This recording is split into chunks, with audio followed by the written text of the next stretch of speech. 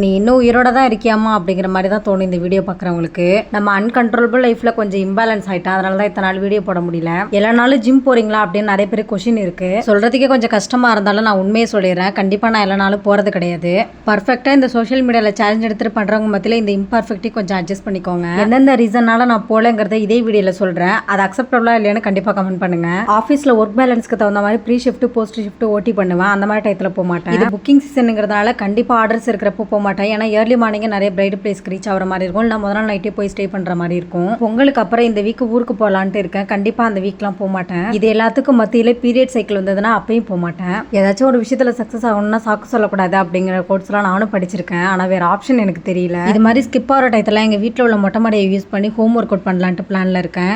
இதை விட என்னென்ன ப்ராப்ளம் வந்தாலும் சரி, எத்தனை நாள் ஸ்கிப் பண்ணாலும் சரி, கண்டிப்பாக இந்த ஃபிட்னஸ் ஜேர்னிலேருந்து வெளில வரவே மாட்டேன். இது social media fitness journey challenge அப்படிங்கிறதே தாண்டி நான் ரியல் டைம் எக்ஸாம்பிளாக இருக்கணுங்கிறதுக்காக இதெல்லாம் நான் கேப்சர் பண்ணுறேன்.